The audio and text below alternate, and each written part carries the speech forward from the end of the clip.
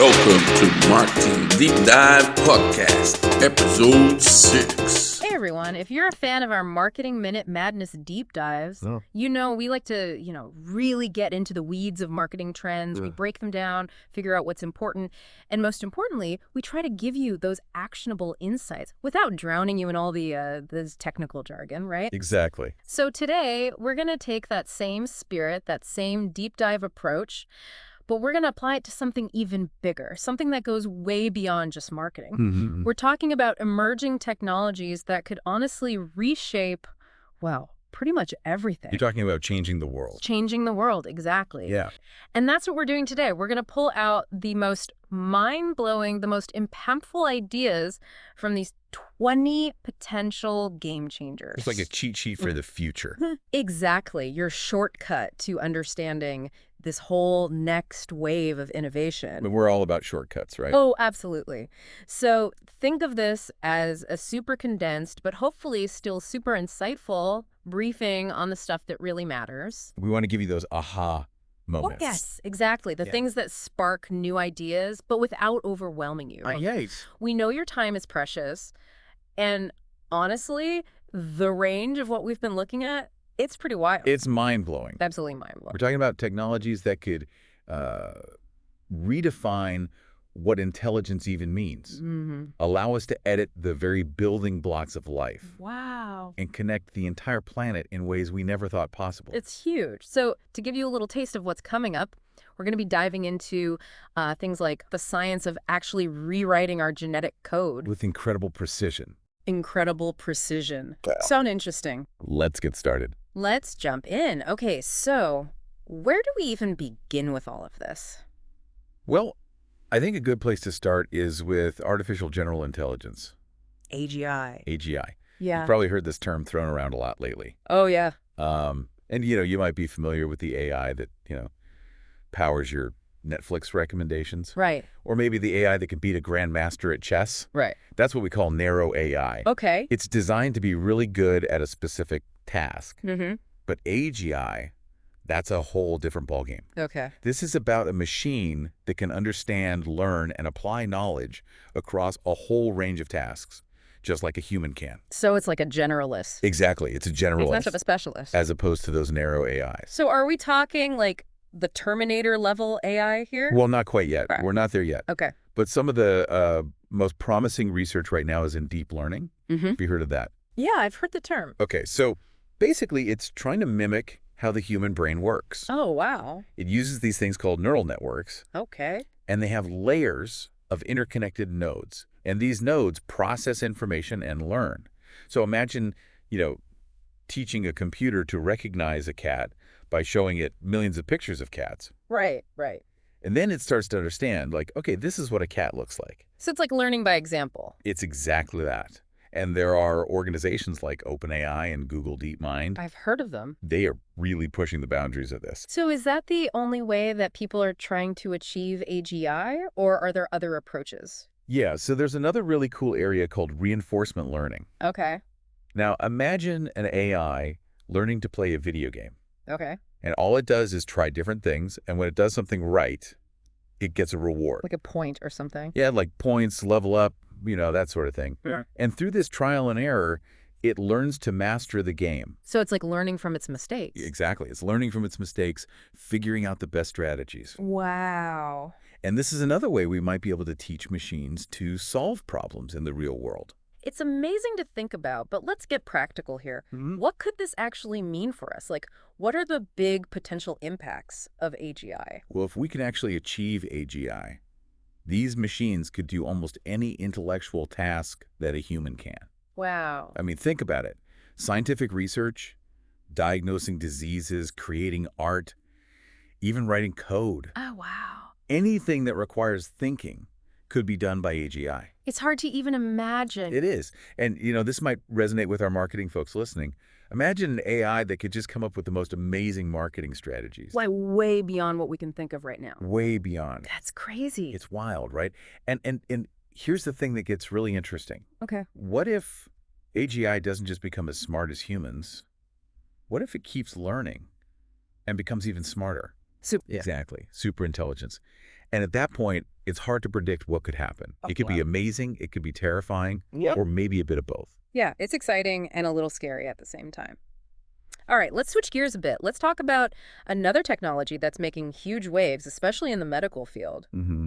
CRISPR gene editing. Yeah, CRISPR. Just that all out. Okay, so CRISPR-Cas9 is like a super precise pair of molecular scissors. Okay. It lets scientists go in and make specific changes to DNA. Wow. Like editing the code of life. That's incredible. Right. So they use this guide RNA molecule, which is like a GPS, to find the exact spot in the DNA they want to cut. Oh, wow.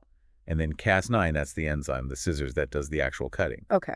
And once they've made the cut, the cell's own repair mechanisms can kick in. They can remove, add, or replace specific genes. So we're talking about being able to rewrite the instructions of life itself. Pretty much. That's a lot of power. It is. But think of the potential. One of the most promising areas is using CRISPR to cure genetic diseases. Right. I mean, scientists are already using it in animals to correct defects that cause things like cystic fibrosis or muscular dystrophy. Wow. And it's working. So in the future, we could actually cure these diseases in humans. That's amazing. And we're also seeing progress in using CRISPR to fight cancer. Really? Yeah, they're modifying immune cells to make them better at attacking cancer cells. That's incredible. What else can we expect from CRISPR in the future? The possibilities are really endless. We might be able to correct genetic defects in embryos. Wow. Which means we could potentially prevent these diseases from ever happening in the first place. Prevent them before a child is even born. Exactly.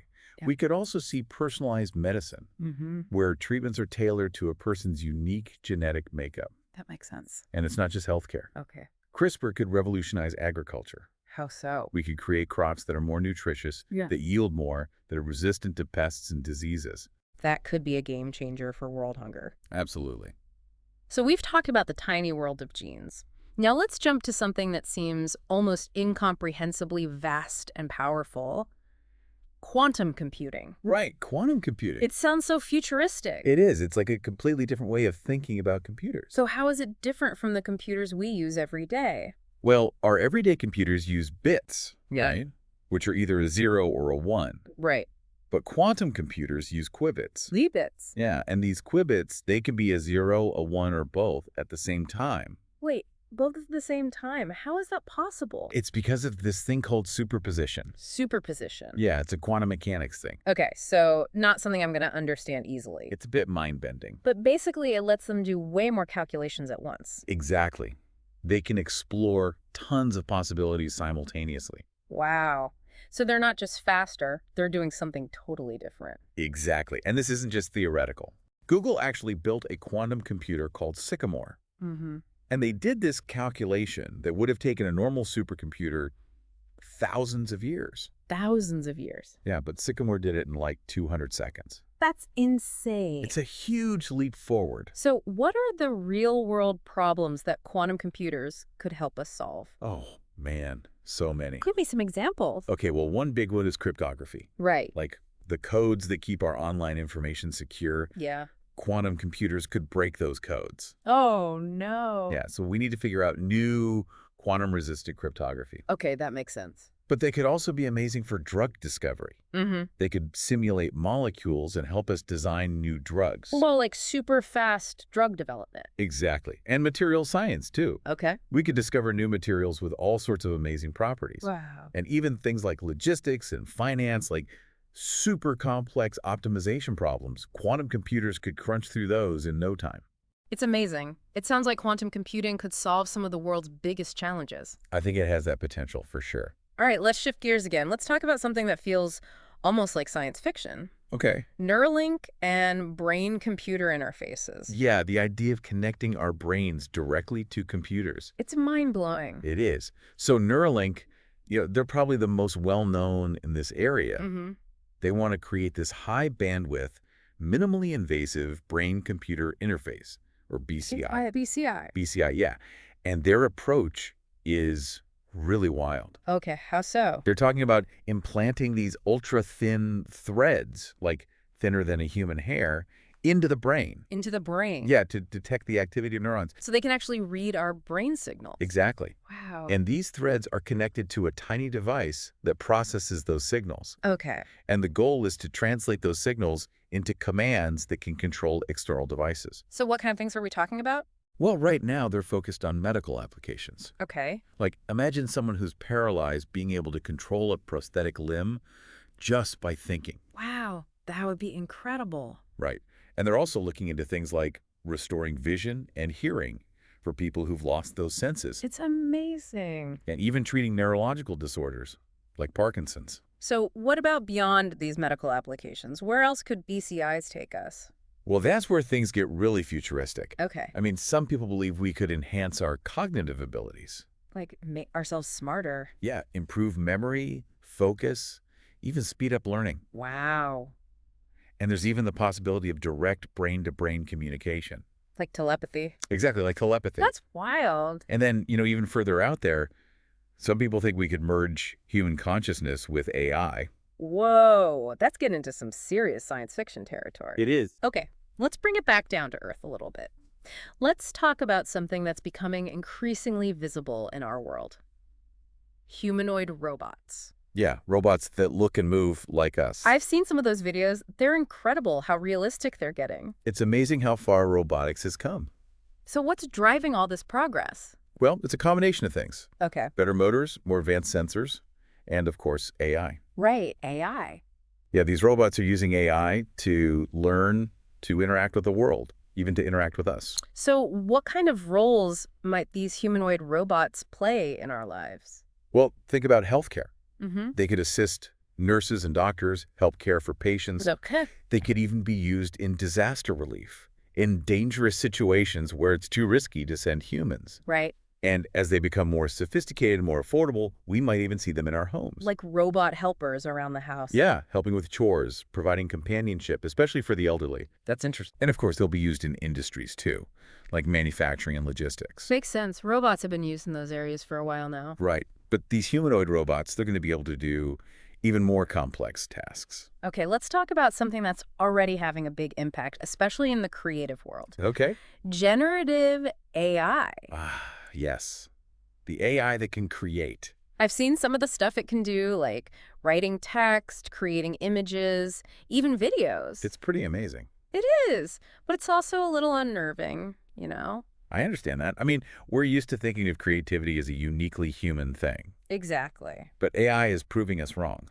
So how does it actually work? How does AI learn to be creative? Well, these generative AI models, they're usually based on neural networks. Okay. And they're trained on massive amounts of data. Okay. Like, for example, a language model is trained on tons of text. Mm-hmm. Books, articles, websites, all sorts of stuff. Right. And it learns the patterns of language, how words are put together, what makes a sentence sound natural, all of that. So it's like learning grammar and style from all these examples. Exactly. And then, once it's learned the rules, it can start to create new text on its own. That's wild. And it's the same with image generation. They're trained on tons of images, learning what different things look like, different styles, and then they can generate new images based on what they've learned. So what's next for generative AI? Where do you see this going in the future?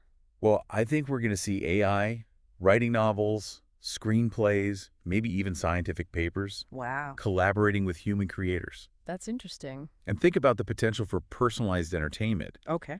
AI could generate a movie tailored to your specific tastes. Like choose the genre, the actors, everything. Exactly. And even personalized education, custom-made video games, you name it. It's amazing to think about. And I bet marketers would love to get their hands on this technology. Oh, absolutely. Yeah. Imagine AI that could write perfect ad copy or even create entire marketing campaigns. That would be a game changer. All right, let's talk about something that aims to connect the entire world. Starlink. Yes. Elon Musk's grand vision for global internet. So it's a satellite internet service, right? It is. But what makes it different from, like, traditional satellite internet?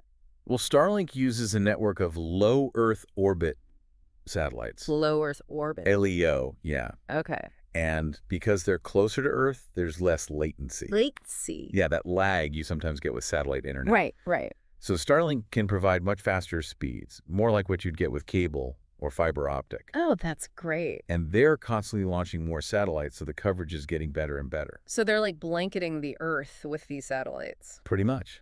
And they're even using lasers to connect the satellites to each other. Lasers in space. It's like something out of Star Wars. It's pretty cool. So what's the big vision for Starlink? Well, the ultimate goal is to provide high-speed internet access to everyone on the planet. Everyone, Yeah. even in the most remote areas. Exactly. That's incredible. Yeah, it could be a game changer for education, healthcare, connecting people who have never had access to the internet before. It's amazing to think about. And, I've also heard that Starlink could be important for space exploration. Oh, absolutely. They could provide communication infrastructure for missions to the moon or Mars. It's like building a space internet. It kind of is. Okay, from connecting the globe to something that could potentially create life outside the womb, artificial wombs. Yeah, this one's a bit more ethically complex. Definitely. But also incredibly fascinating. For sure. Right now, the focus is on developing systems to help premature babies survive outside the womb. Right. They create these artificial environments that mimic the conditions inside the mother's body. So like an artificial womb. Exactly. Wow. And how does that actually work? Well, they have these fluid-filled biobags. Biobags? Yeah. And they're designed to provide all the nutrients, oxygen, and the right temperature that a baby needs to develop. It's like a high-tech incubator. It is. Yeah. And it's showing a lot of promise for improving the survival rates of these very fragile infants. That's amazing.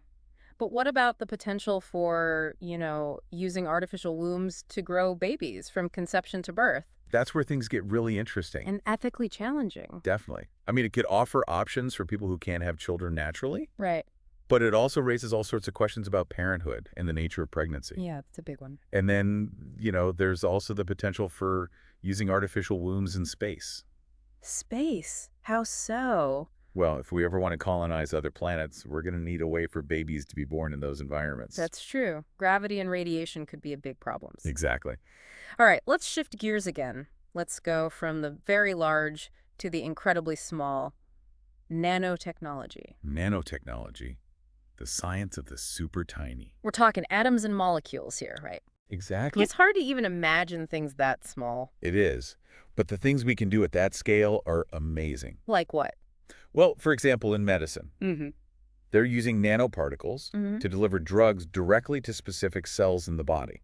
So like targeted therapies. Exactly. Wow. Much more effective, fewer side effects. That's incredible. And then there are these new materials like graphene. Graphene. Have you heard of that? Yeah, I think so. It's supposed to be like a super material, right? It is. It's incredibly strong, flexible, and conductive. Wow. It can be used for all sorts of things. So what does the future hold for nanotechnology? Well, we might see things like nanobots. Nanobots. Yeah, tiny little robots that can travel through our bloodstream. Whoa. They could diagnose diseases, deliver drugs even more precisely, maybe even perform surgery at the cellular level. It's like having tiny doctors inside your body. Pretty much. Wow. What about outside of medicine? Well, nanotechnology could revolutionize environmental science. How so? We could have much better water filtration, air purification, even ways to capture and remove pollutants. That would be amazing. And in energy, we could develop more efficient solar cells, lighter, and more powerful batteries. So nanotechnology could be key to a more sustainable future. Absolutely. Okay, let's zoom out a little bit and talk about the Internet of Things, or IoT. Ah, yes. The connected world. So basically, it's all about connecting everyday objects to the internet, right? Exactly. Everything from your fridge to your car to your thermostat, all communicating with each other. I've definitely got a few smart devices in my home already. I bet you do. So what are some of the big advancements happening in IoT right now? Well, one of the most interesting things is the integration of AI. AI again. It seems to be everywhere, right? It does. But it's making these IoT devices much smarter. Okay. They're not just collecting data anymore. They're analyzing it, making decisions. Give me an example. Well, think about a smart thermostat. It learns your preferences and adjusts the temperature automatically to keep you comfortable and save energy. Right, right. Or, in industry, they have sensors that can predict when equipment might fail. Oh, so they can do preventative maintenance before something breaks down. Exactly. That's really cool. So what does the future hold for IoT? Where do you see this technology going?